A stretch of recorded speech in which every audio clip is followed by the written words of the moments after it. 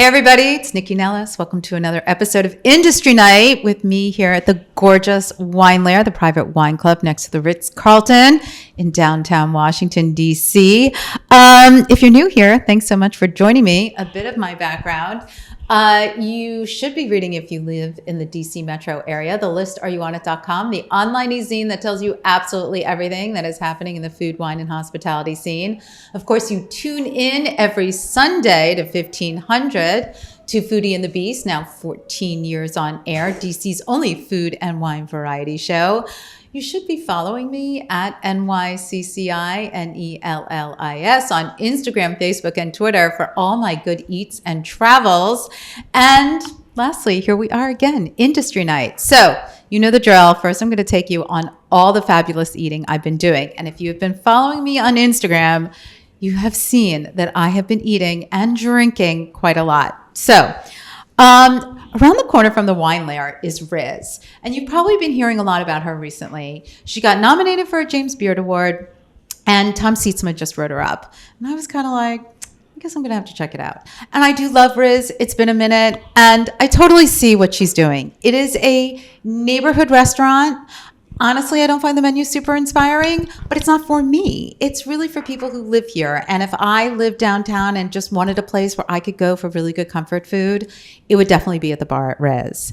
Another place you could have found me at the bar was 7 Reasons. So that's Chef Enrique Lamardo. He has several restaurants now in the DC metro area, originally from Baltimore. And I have to tell you, it was a restaurant I wasn't planning on liking as much as I did. I thought the food was really excellent, really innovative, South American cuisine, an amazing wine list with some really unique South American wines, as well as really lovely hospitality. Now, I'm not a huge cocktail drinker, but I was sitting at the bar, so I watched a lot of cocktails get made, and they did look pretty fabulous. We schlepped out on a really dreary night to Marshall, Virginia to go to Field and Main. It is a favorite of my husband's and mine. If you have not been there, definitely put it on your list. Here's a little pro tip. You can go hiking in Sky Meadow and then have an early dinner there. There you go. Take that for the day. But honestly, Neil Wava is one of the owners. He is a pro at wines, and the wines he poured us that night were just terrific. And the food is just yummy, and they have these gorgeous sort of chateaus outside. So you can eat in the dining room or in a chateau, and it's just a lovely way to spend the evening. You definitely want to get the fully loaded potatoes, which is like a deconstructed baked potato. It was crispy potatoes and lardons and scallions and creme fraiche. And I wish I had a bowl of it right now. It was so yummy. Okay. Dinner at Riggs. If you have to do a party somewhere, like a birthday party or something fun, but you don't want to be in a private room, Cafe Riggs is totally the place to do it. Such an amazing vibe. Seafood towers, Parker House rolls, and fries. Lots and lots of fries. And then we went downstairs to Silver Lion, which is one of the hottest cocktail bars in the area right now. Of course, I have to mention my son Sam is one of the bartenders there, so it's very cool. Now, this could sound a little déclassé, but they do these Jello shots there. It's sort of what they're known for, but it's not like in a plastic cup. They're gorgeous. They're like put in like lemon skins and orange skins, and it's great. And obviously, their cocktail program. They were nominated. They won Best Bar in the Country at New Orleans this year. Wow. So it's a very cool space. Check that out. Another day, another drive out to Virginia, to Fredericksburg this time, which honestly, I'm not going to tell you all to go run out to Fredericksburg, but it's kind of got a funky, cool scene, lots of little shops and retail. Everything's independent, no Gap, no Starbucks. And we stopped at Joy Crump's Food, Foode. We had brunch there, really delicious, like such a great Sunday morning vibes place. And I've been there for dinner multiple times. Joy is just cooking some incredible food. So if you're heading down that way, it's worth checking out. Okay, I have a couple more places. So I stopped back in at L'Avant-Garde because I really love it, and sat at the bar yet again and had some snacks and their incredible bread, which is from Pastisserie Christophe. And Boulangerie Christophe. The food is great. The wine list is terrific. The cocktails are also very good. The person I was with had cocktails. But then we went over to Bourbon Steak, and that's where all hell just totally broke loose. Chef Robert Curtis is just killing it there. And if you haven't been to Bourbon Steak and you think it's just steak, I mean, there is steak and it's really good. But there is so much more there. The food is just incredible. It's one of the best restaurants in the city that I don't think it gets the attention it deserves. And Lamont Royale is this new funky place in Adams Morgan. It's calling itself a disco bar. There's lots of disco balls, and they're doing Quebec-style cuisine. I'm not really sure. I don't know why they have to do Quebec-style cuisine. I think the food is interesting. I just don't know if it goes with the bar. I kind of just feel like I'd rather go with my girls and hang out and dance to really fun, like Prince and 80s and 90s music. So it was fun. If you like poutine, then you're going to like the food. If you don't like poutine, then this one's not for you. Okay. Oh, and lastly, there were faux gras Twinkies. You all go check those out. You tell me what you think. I'm not going to give you my opinion first, but it's a thing, and it's on Instagram. It's everywhere. Okay. So there is a method to a lot of my eating madness, and especially over the last few weeks. So all I'm going to say to that is, if you know, you know. And if you don't, then you should do your homework. Okay. So now on to today's show. So as I talk about all my eating, I'm a little embarrassed, just a tad, because as we have talked here before, access to healthy, nutritious food is not a God-given right to everybody. And a lot of food availability, a lot of the issues have to do with farming and farming practices, especially in this country. So I'm very excited to talk to Colin O'Neil. He's the Director of Public Policy and Social Impact with Bowery Farming. You can see all the Bowery Farming products behind us. And it's the largest vertical farming company in the U.S. And I love what it's doing because it's reimagining how we eat. But not a lot of people know about it. So hi, Colin. How are you? It's nice to see you. Great to see you too. Okay, so a little background on you so people know who you are and sort of how you got involved with a company like Bowery. Sure. So as you mentioned, Director of Public Policy and Social Impact for Bowery. We're the largest indoor vertical farming company in the U.S. And really, when I think about Bowery, we're on a mission to reinvent the fresh food supply chain to be simpler, safer, and vastly more sustainable. I spent 15 years in the nonprofit world before I joined Bowery about a year ago, really focused on those three areas. How do we protect consumers from food safety risks? How do we make reforms in the Farm Bill so that farmers use more sustainable practices?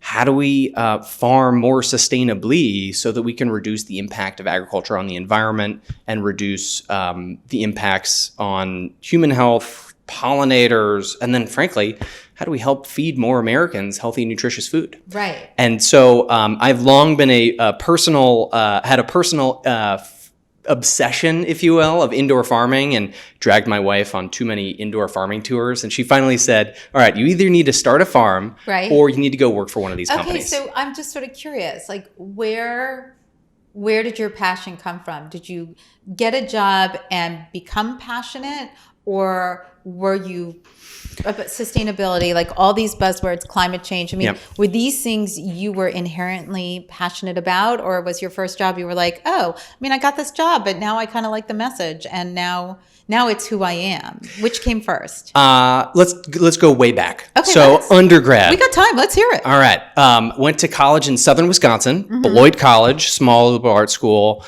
famously home to Indiana Jones, or the professor who inspired Indiana Jones. Oh, is that true? Yep. Allegedly. Okay. Roy Chapman Andrews is the former professor, in the 20s of anthropology. I always loved history. My dad was an artist, taught at the Corcoran College here in DC, huge history buff. Okay. And so growing up, really loved history, thought archaeology was going to be my thing. I was really fascinated with the studying food and agriculture and climate change in the archaeological record, thinking, hey, if we just learn from the past, maybe we'll make smarter decisions in the present. And I learned two things. One is, if you're an archaeologist, really amazing work, but you spend all of your time in the desert kind of brushing Sifting. things. It's a lot of sifting, no talking to people. I learned actually I need to talk to people for a living. Well, I'm so glad you're here. 'Cause Me we've too. been doing a lot of talking. Yes. And then the second thing that I learned is that humans have a really bad track record from learning from the past. And so I thought, if I want to influence today, where else could I look? And so went down the environmental studies major route, studied abroad in Australia, got a job interning for an organization in DC when I graduated that was focusing on sustainable agriculture. And that was really the first thing that awoken, I think, the advocacy side of my brain. And so that was my original kind of personal passion. And then it really became a professional passion. And again, spent 15 years in the nonprofit world working on multiple farm bills, advocating for organic farming, sustainable farming, trying to reduce pesticide use, reduce the impact of agriculture on water and the environment. Well, I mean, so before we get into Bowery and vertical farming and what it is, because it is an answer to sort of the farming practice, the way farming is happening today. And it's not the first time I've discussed this on the show with different guests, but big agriculture, it's sort of this dirty word to some, but not to everyone. But the way farms and farming is done in this country today, it negates the small farmer. And there's all these, seed issues and Monsanto. I mean, there's all this big corporations. It uses mass quantities of land. Obviously, there's water issues, lack of, and other. So there's all these issues because we're using a system that never really worked. It just seemed efficient, but not really the right way, right? Which is a great point because I think inherently efficiency is a really good thing. But there can be negative outcomes depending on how you're applying it. And so I think when you look at agriculture, our farming practices, simply put, are just not sustainable how we're farming today. We've lost something like 40% of the arable land as a result of unsustainable farming practices over the past 50 years or so. So what does that mean? That means that areas that previously were farmed... Is it because they were farming poorly? Is it because they weren't, moving patches or what, what was the issue? It really comes down to intensity. So we were being, and this is broadly generalizing agriculture practices, but using land far too intensively in a way that erodes topsoil, loses your water resources by depleting aquifers. In some places, and this is true in the arid Southwest, we think of water as this infinite resource, and so we're literally farming the desert. In the winter months, most of our fresh fruits and vegetables that are grown in America come from Yuma, Arizona. There's no water. It's dependent on the Colorado River Basin, and they drink last in line when you look at water rights out west. And so from a food security standpoint, that's a huge risk. And then there are other repercussions to our farming practices today. We use about 1 billion pounds of pesticides every year on farmland just in the U.S. alone. Globally, it's about 6 billion. So 1/6 of all pesticides that are applied on farm fields in the world are applied in the U.S. And can we talk about, I don't want to go too far down that rabbit hole, but pesticides, why do we need the pesticides? What is it? Because didn't a lot of it have to do with, like, after World War II, there was all this leftover the history munitions or whatever. Like, I'm trying to remember where I read it. But what is it about these pesticides, and why now are they used so much? And there are, for all of your listeners, so many great books and articles that you can go down the rabbit hole about Agent Orange and its use today in various ways in agriculture. A lot of our agrochemicals, whether they be synthetic fertilizers, but especially pesticides, have their roots in that World War II era. Like munitions exactly. and stuff, right? And so, when you think about it, Agent Orange was used as a defoliant during Vietnam, and now we're using a variation on it to kill weeds in farm fields today. I mean, that's kind of scary. It is kind of scary. Right. And I think that when you think about, you've got kids, I've got kids, exposure to toxic chemicals whether it's in drinking water or in our food, is a big worry for me, but it's an even bigger worry for my kids. Sure. Well, because if you're putting it on the plants, it's seeping down to the soil, which means it's getting into the water. And yes, that's one route of exposure, but unfortunately, there are multiple routes of exposure. And one of the things that tops the list of EWG's Dirty Dozen Guide to pesticides and produce every year is strawberries. And this is the Environmental Working Group. Yep. Right. Every year they put out a guide to the 12 fruits and vegetables that, according to USDA's own data, have the highest residues of pesticides on them, even after they're washed or processed. So USDA every year, it's an amazing data set. Okay. They buy all the fruits and vegetables at regular grocery stores. If it's something you'd wash before you'd eat, they wash it. Okay. And then they test it to see how many pesticides are on it. Whew. And the things that top the list are strawberries, kale, strawberries, spinach, right? All the most nutritious, but also fresh things. Super fragile. Exactly. Strawberries are fragile. Yeah. Spinach is very fragile. Kale is. I mean, it's all perishable. They're perishable, but like I think of strawberries because of where they're grown. Yeah. You know, like legitimately on the East Coast. Yeah. Strawberries are an East Coast. I mean, are here in May. Yeah. Like for 2 weeks. Yeah.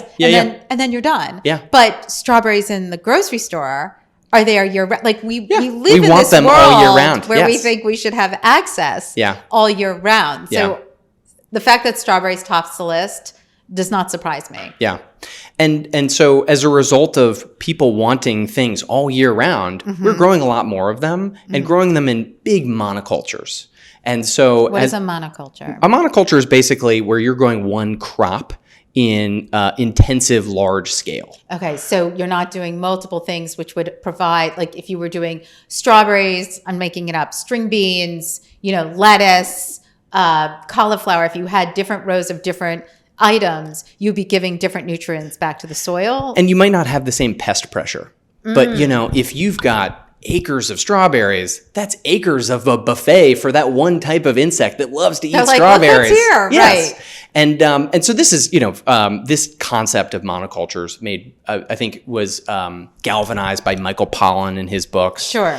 And he famously said, nothing in nature exists as a monoculture. And so, I think fast forward to Bowery, one of the really exciting things about what Bowery is doing, and honestly, one of the reasons why I joined, is they're really looking to solve a lot of those complex challenges that we see in agriculture, especially in the fresh fruits and vegetables category. Okay. That, in fact, you can grow food all year round using significantly fewer resources, no pesticides, and do it close to where people live all year round, so getting rid independent of of weather and seasonality. Okay, so it's vertical farming. Yep. Let's explain the basis of it. Like, when did Bowery start? Like, let's get a little history on the company, and then let's talk about what Bowery is. So we were founded 7 years ago. Okay. We've been on shelf since about 2016. Bowery's the largest vertical farming company in the United States. When you think of indoor farming, otherwise called controlled environment agriculture,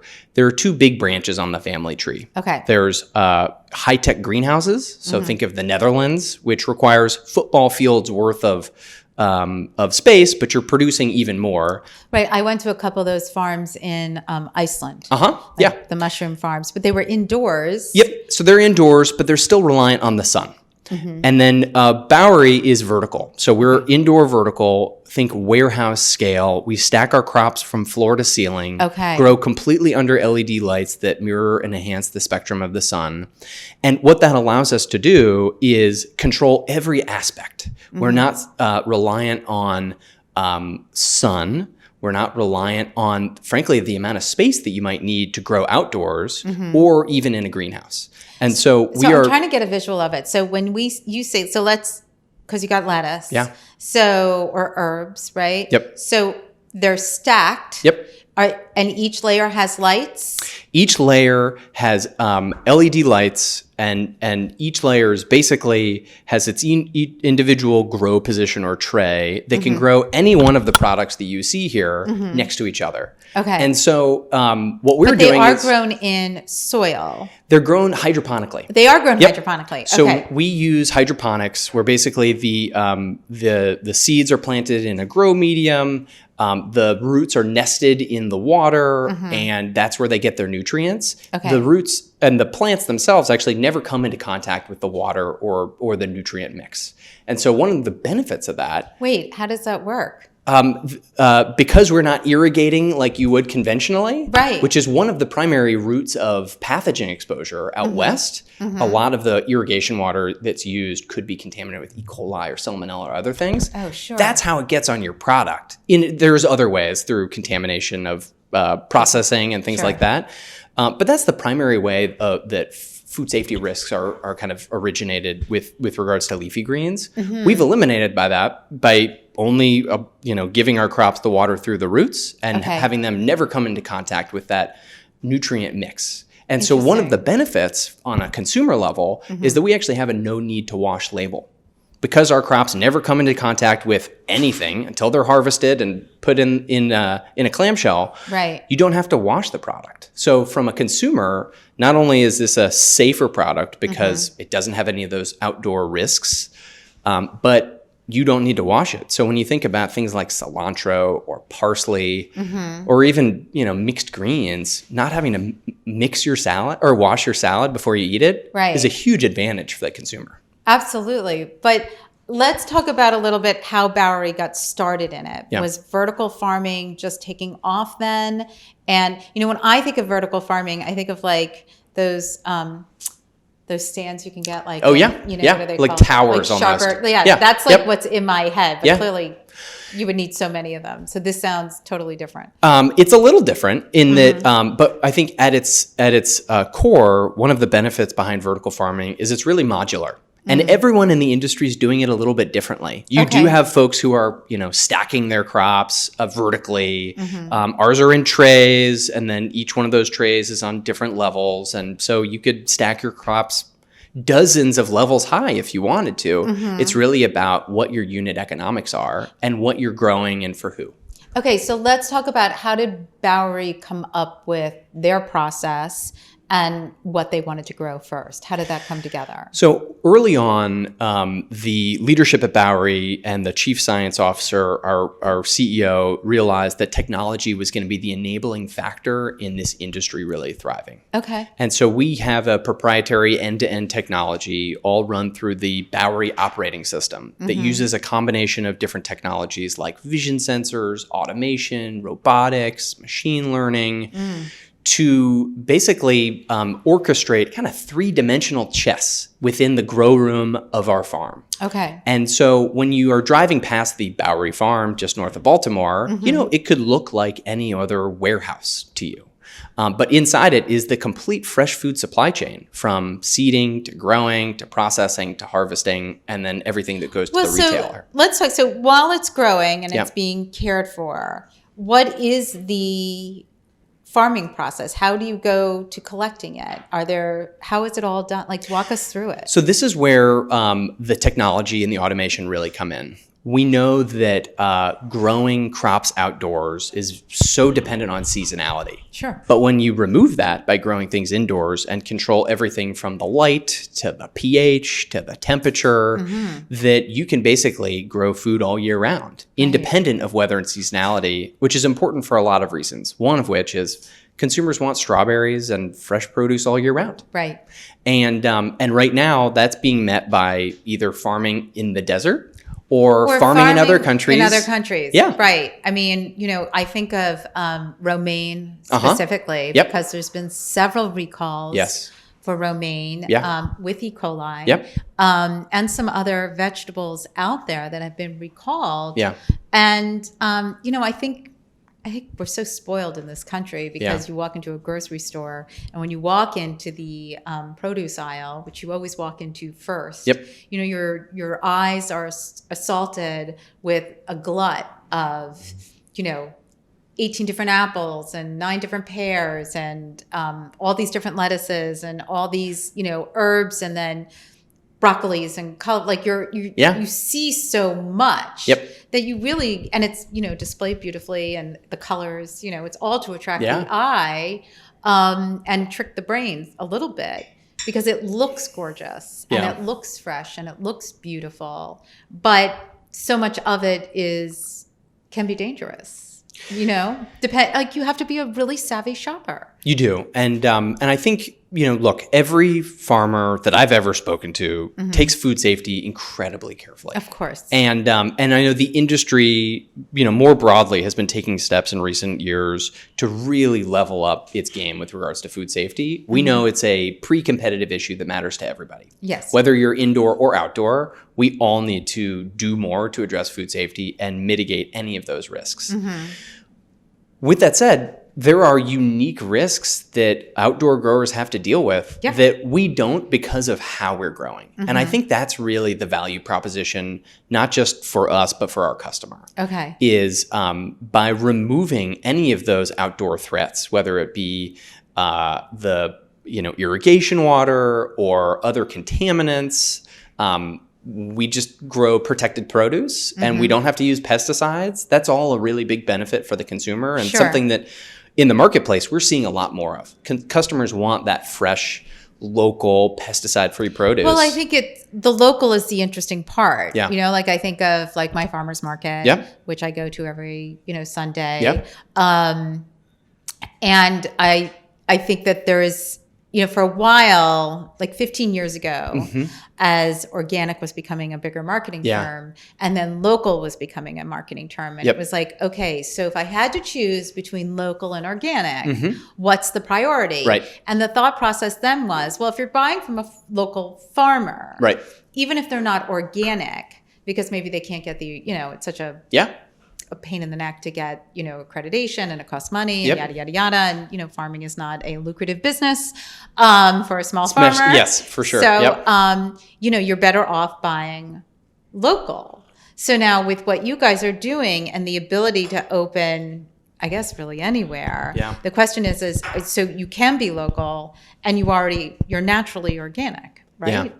Yeah. Yes. I think we can really amplify and build resilience into local and regional food systems in a way that previously, it was very dependent on seasonality. Right. And again, going back to what the consumer wants, they want local fresh produce all year round. And they want that. And I think our retail partners want that surety of supply.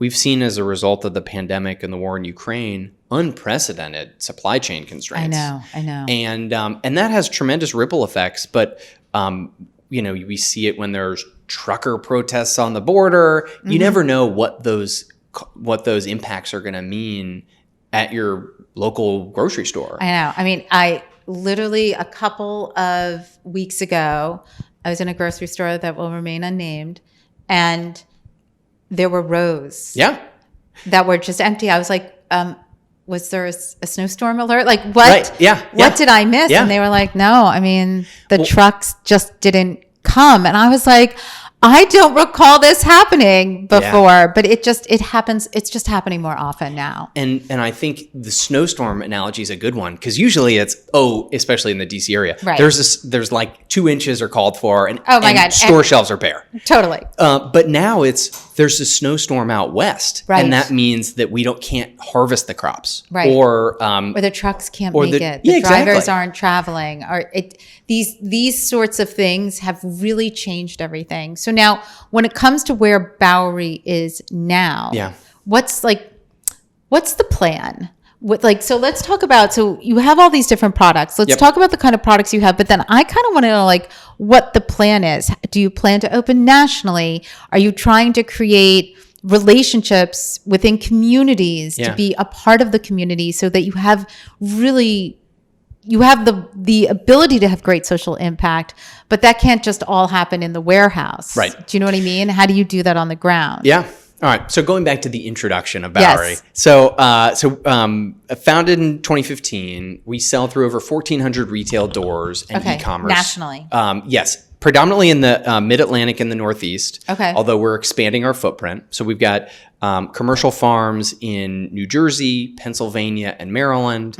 We're opening farms this year in Arlington, Texas, and Locust Grove, Georgia, just outside of Atlanta. Okay. And so, I think following the major metropolitan cities, we know that a vast majority of eaters don't live where food is grown. Right. And so if we can shorten that supply chain and grow food close to where people live, that's a win-win for everybody. Well, that's also, I mean, we touched on climate change in farming, but that changes your footprint, right? For sure. Yeah. If you don't have to, if right now you're getting lettuces from Arizona and they got to be trucked or trained all the way across the country to get to my table, then that's a lot of pressure on the climate. For sure. It's a lot of pressure on the land, on the water, on infrastructure.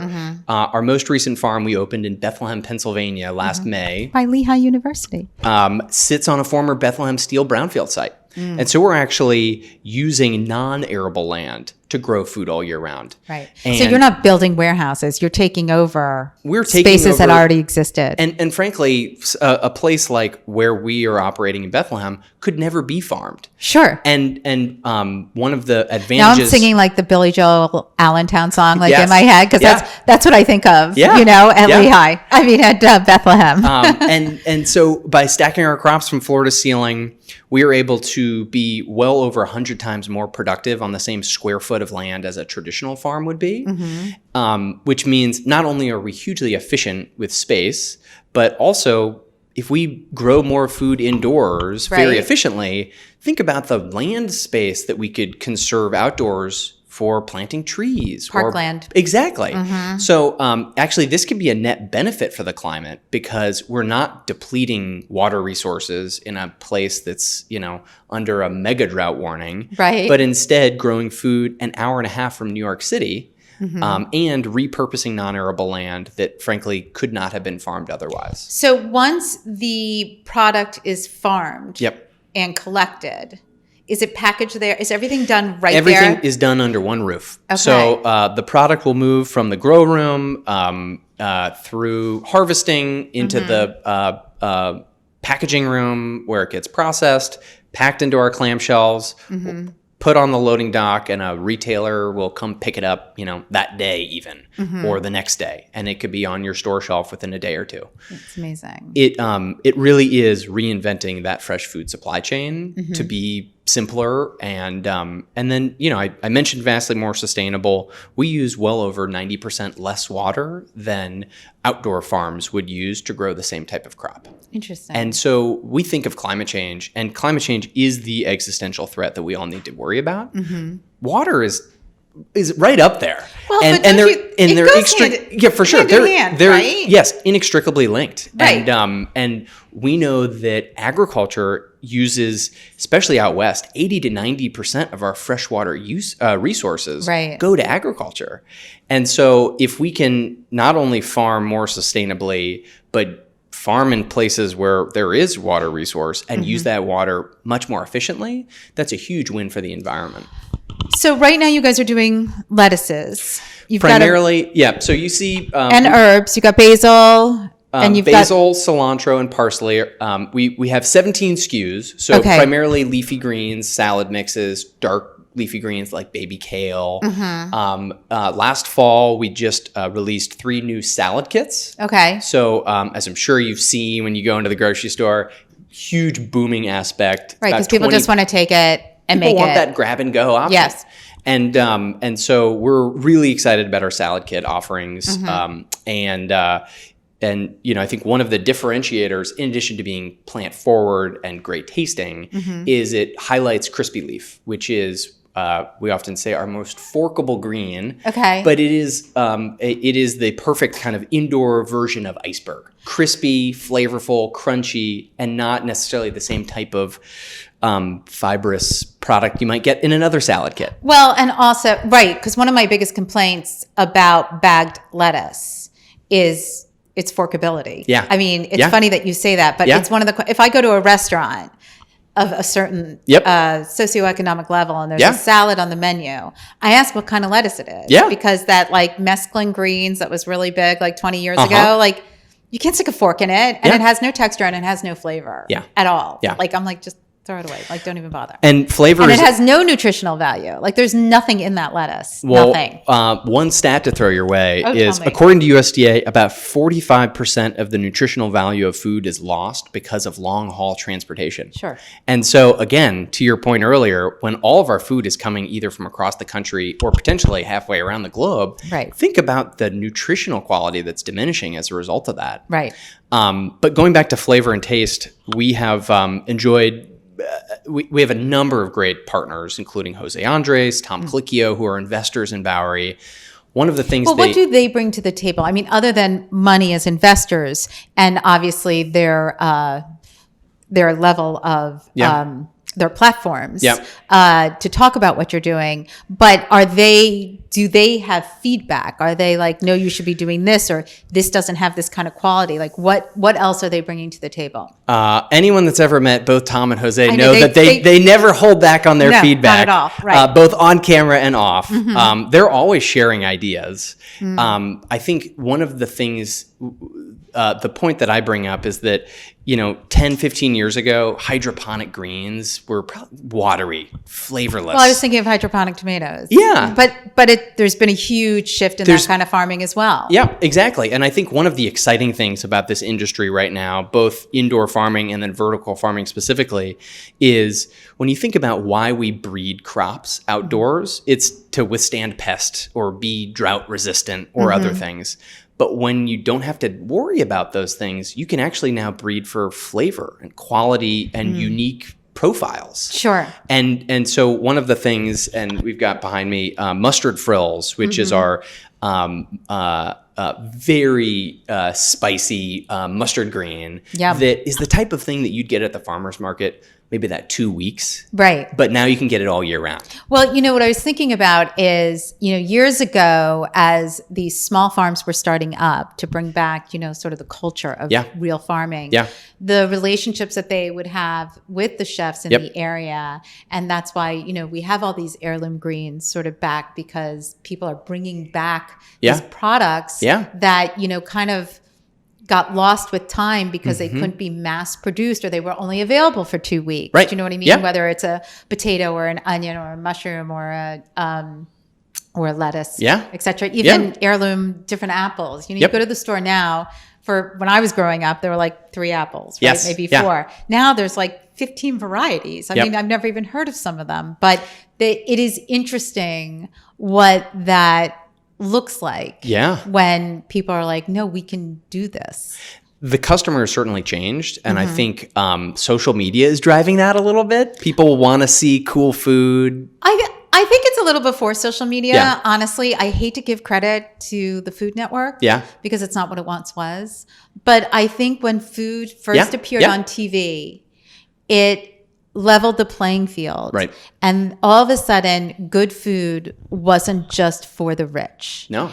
And more people saw how to cook food, and it could be entertaining. Yes. And it could be so much more. Yeah. And I think it changed a generation of people who now you have a much educated consumer, regardless of their socioeconomics. Yeah. Not all socioeconomics, but No, good food is much more attainable now. It's attainable because you can make it at home. Right. And people also now know they can ask for it. Yeah. And know that they should have better food. Yeah. Yeah. And then there's social media now, but I think it really all started. Yeah. No, that's a great point. With the Food Network and the kind of shows they had initially before the competitions and all that bullshit. Yeah. Like they had entertaining people on the show who really showed the pleasure of food. Yeah. And I think when you see that, you're like, yeah, I want that. I want that too. Yeah. You know what I mean? Yeah, for sure. And we see it reflected on menus. Obviously, culinary times always are changing. Right. And you're the real expert here, but we're that hyper local flavor, different textures. Like we're seeing that reflected on menus, and food service is a new and expanding part of our business. We're primarily retail at the moment, but I think that's a huge opportunity. I do too. And then frankly, now that things are changing after the pandemic, and people are back at work. They want that healthy grab and go option. Right. And so the salad kits are really exciting because we don't just want a boring thing anymore. We want something that's going to spice it up a little bit. Right. No, I do get that. Okay. So you have your lettuces. Yep. But now you guys are doing strawberries? Strawberries. Okay. Yep. So last year we launched strawberries, grow them at our one of our Kearney farms in New Jersey. Okay. Limited what release. farm? Oh, it's in Kearney, New Jersey. Oh, Kearney. Yeah, not a Kearney farm. I was like, the what is Kearney a carnival farm. farm? What does that even mean? Okay, go just ahead. outside of Newark. So Yes. 15 No, minutes I know from where the Kearney city. is. I grew up in New Jersey. I know where it is. Strawberries and fruiting crops are the next frontier. Well, that's what I was going to ask. Yeah. Like, how do we go?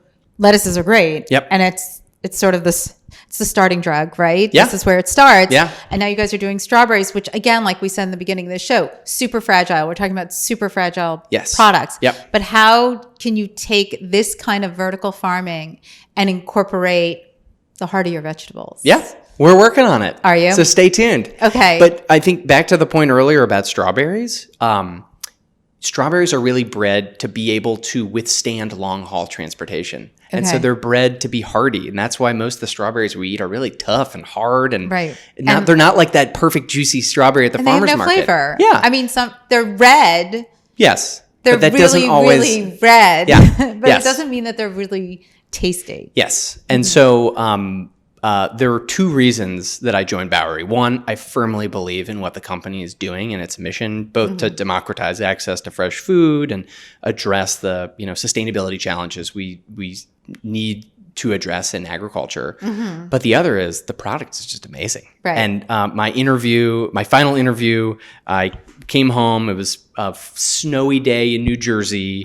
Came home with basil and strawberries, and my wife and I made fresh pesto, and we ate strawberries in the height of winter. Right. And that was for me the turning point. Okay. And I think everyone wants that. Yes. And so how can we as an industry grow to meet that growing consumer demand for fresh, local, affordable produce? And so as we grow and scale, I think we're going to continue to do that. But I guess the real question is how do you educate? Yeah. Where's the education component for the general public to understand the farming practices and why these farming practices are so much better as you guys delve into more products than just lettuce and try to reach out to a greater clientele? And then on that, how do you go about, where's your social impact? How do you go about getting access to those who, those of us who shop at the farmers markets and the Whole Foods and et cetera, or Dawson's or any of these places, like we can shop with our dollars, right? We're very grateful to be able to do that. Yeah. But when we talk about those who do not have that, if you want to go into Ward 7 or Ward 8 here, where there's no grocery stores really. So where are you guys on that? So, democratizing access to healthy food is one of the cornerstones of what we do. Okay. And everywhere we have a farm, we partner with community organizations or like-minded businesses to help address a lot of those systemic challenges that we face. Okay. Here in DC, we work with an organization called DC Central Kitchen. Everybody knows DC Central Kitchen. Love them. They do so much amazing work. One of the amazing things they do is they run and manage over 55 about 55 healthy corner stores across the country or across the city, primarily Ward 7 and 8. Yes. And so early on, Bowery identified DC Central Kitchen as a unique partner in making sure that not only can you buy our great produce at everywhere from Dawson's to Whole Foods and Walmart and Independence, Safeway, Giant, but it should be available in communities that might not have access. Right. And so in the fall, when we announced salad kits, we also expanded our partnership to make sure that our salad kits would also be offered through the Healthy Corners initiative. That's amazing. And one of the unique aspects, so we sell our produce for below wholesale price, so reduce the price for DC Central Kitchen, and then a SNAP or WIC participant can further reduce that price at the point of sale. And, it's a great model for how we could think about getting healthy, fresh food into more mouths across the country for communities where access remains a big challenge. No, that makes sense. After the show, I want to talk about Food Rescue with you. I don't know if you're familiar with them. But we can talk about that afterwards. They may be another partner. They do work with DC Central Kitchen. Yeah. But they're doing really incredible things. I'm familiar. And I think we're so excited about the attention that I think rescue and addressing wasted food is getting. We were a part of a big collaborative approach between private sector, nonprofit. Tom Colicchio was involved to pass the Food Donation Improvement Act, a bill that was passed and signed into law in December to really help reduce the legal liability that was preventing a lot of companies. This wasn't the case for Bowery. We were donating our produce anyways. Right. But there are a lot of companies that really fear that legal issue. Well, so, we talked about earlier about food that could be unsafe. Yep. Which is why some of these legal loopholes are not legal loopholes, these legal issues, I guess the laws are put in place, but it was making food that could be repurposed. Yeah. It was too onerous. But it was also such a waste. Yeah. Like it was so black and white. Yeah. Instead of giving it shades of gray. And listen, you don't want anybody to get sick. Yeah. I'm with you on that. Yeah. But if you have a huge event and there's all this food and it doesn't get eaten, the fact that you couldn't just box it up and bring it to a DC Central Kitchen or Martha's Table or someplace else where they could repurpose it and get it into the mouths of people who need it. I mean, there's just too much food in this country. There's too much food and there are too many hungry families and especially families with children. So I think we've long worked with Feeding America partners. We work at the Second Harvest Food Bank in the Lehigh Valley in our Bethlehem farm. And I could rattle on all of our partners, but everywhere we have a farm, we have both a donation strategy to ensure that we're just donating certain amounts of our product, but also working to ensure that, hey, if a retailer changed up an order at the last minute and suddenly they wanted butterhead and not baby kale, we can make sure that good product doesn't go to waste. Right. And I think that's a unique opportunity when you're growing food using technology the way we are is we have the ability to forecast within our system what a retailer wants and then change our seeding depending on what they're going to need in 30 days. But it also means that we can pivot in real time and make sure that no good food ever goes to waste. And I think ultimately at the end of the day, all food companies have a responsibility to do that. Well, I obviously agree full-heartedly on that. I mean, but it's a challenge. It is a challenge. Yeah. It is, and finding that balance is not easy. Yeah. So we have a couple minutes left. Let's talk about the food policy work that you are doing because there is constantly things coming up in Congress. What are your big sort of sticky wheels at the moment? So as some of your listeners might know, every 5 years, the Farm Bill gets reauthorized. Very top of mind as it will be reauthorized this year, or at least we're expecting it to. So 2023. 2023. And so there are a couple core objectives we'd love to see. I think one of which is we know that food insecurity is a big challenge. And so we partner with a lot of organizations and actually use our voice to lend support towards increasing nutrition incentive programs in SNAP, helping vulnerable populations have access to and reducing barriers to access for fresh produce. I think that's a real big opportunity in the Farm Bill is to increase nutrition incentives. One of the things that we heard in the White House Conference on Hunger, Nutrition, and Health last fall, 1 out of 10 Americans eat their suggested amounts of fresh fruits and vegetables, which is staggering. Insane. Yeah. But folks who are on SNAP and participating in the nutrition incentives program eat almost double the amount of fresh fruits and vegetables that the average American does. And so it's a really great indicator that nutrition incentive programs work. And can be real. And when you think about produce prescriptions, they can have a real big impact on reducing diet-related disease. Well, without a doubt. I mean, listen, this takes us off a little bit, but when you think of SNAP and WIC being available, that you could use those dollars at farmers markets. Do you know what I mean? Like double up bucks. Right. Yeah. And now they're starting to talk about programs at universities, where the kids have their swipe cards because they talk about college kids who And hunger are is one of hunger. those silent challenges on I know, college which is, campuses. again, crazy. Yeah. But so now they're talking about being able to swipe at these local farmers markets so that the kids can have access not just to the food that's being served in the commissary or the cafeteria, but the food, and it's all good because it's local purveyors, it's local farmers. I mean, and I just feel like that dialogue is such an incredible way to, again, you want an educated consumer, you got to get them when they're young. And the more that they can hear and learn and see and taste,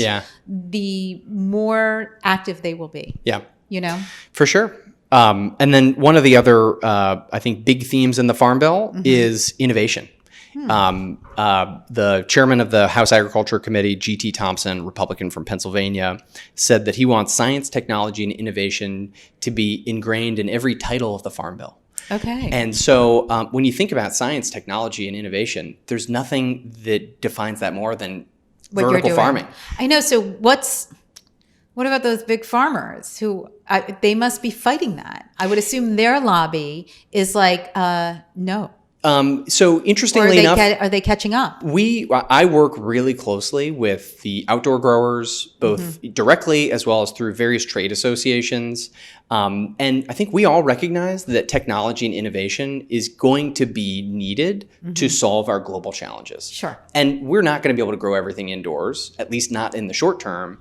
And we know that, frankly, there are no silver bullets. And so it has to be a mix. It has to be a mix. Sure. And so I think one of the things that we're encouraging the next Farm Bill to do is how can we help deploy innovation both indoors as well as in the field so we use fewer pesticides, we use less water, we farm more efficiently? Because I think this is really and I hate to use the metaphor in a climate change environment, but a rising tides lift all boats kind of thing. I agree. That we need more innovation in the field and indoors to address the systemic challenges we face. And so both using our platform, working through trade associations, and then working through the CEA Alliance, the Trade Association for Indoor Farming Companies. We're educating members of Congress about what we're doing, what the barriers are, and what the opportunities are. But when you think about semiconductors, renewable energy, all of it, electric vehicles, we know that the federal government can really step change industries. And what is more important than our food? And we know that food security is national security. So how can this next Farm Bill really invest in innovation that secures our food future? Well, it has to. Yeah. Because with all the climate issues, the shortages that we were talking about, you have to address it at its source. Yeah. And once those changes are in place, we have to be able to evolve with where we are right now. We can't do things like we have in the past. So it is exciting. At least they're thinking correctly about it. They are. And I think this Farm Bill is really going to set the course for how well we do for the next 5 years, which is scary. But I think it's a big opportunity. And so I think, we know the challenge is big. The opportunity is even bigger. I love it. And so how can we seize the moment and really, reshape how we grow food in this country and, frankly, around the world? Right. Because hopefully one day it is everywhere. Like I think of, arid nations in Africa that, have terrible food shortages. When you think about, especially areas of the Middle East, very dependent on imports, and that was magnified during the pandemic, everywhere we know that food sovereignty and food security is top of mind. What we're doing in vertical farming and indoor farming can be applied anywhere. Right. And frankly, might be even more advantageous for arid countries. Of course. And who really need to secure their food security, but also might not have the same water resources that other countries do, or might not have the same climate. So I think there's a big role to play in addressing both U.S. food security as well as global food security. Great. Okay, tell everybody, please, where we can find you and Bowery, either on Instagram or how we can get more information if we need to. So you can find Bowery on TikTok, Instagram, you Twitter. guys are on social media. We're You're everywhere. If you're in the Mid-Atlantic or the Northeast, you can find us Whole Foods, Amazon, Giant, Safeway, Walmart, Independence. And if you're not somewhere, ask for it. Right. I think, and then we'll see you in the Southeast and the Southwest soon. I can't wait. Okay. It's so great talking to you. Yeah, you it's too. really interesting. And I mean, clearly you guys are innovators but you're making other people catch up, which I just love. We're trying. It's an exciting time. It is exciting. All right. Well, I want to thank you for joining me today. I want to thank all of you for joining us today. Just a couple things. Everything you heard here today will be on the list, areyouwantit.com. Of course, you want to follow me at NYCCINELLIS on Instagram, Facebook, and Twitter. Now you can watch this on YouTube, which is why I'm looking at you while I'm talking to you. So if you have questions on any of the podcast channels or on YouTube or on Instagram, just send us a question. I'm happy to answer them, or bring in Colin and we can answer them together. Please subscribe. And hey, you just heard about all these shortages out there. So everybody, please remember, take your kindness pills when you go out and just try to be kind to one another and to your servers and to everybody else, because it's rough out there. So thank you again for joining us and have a delicious week.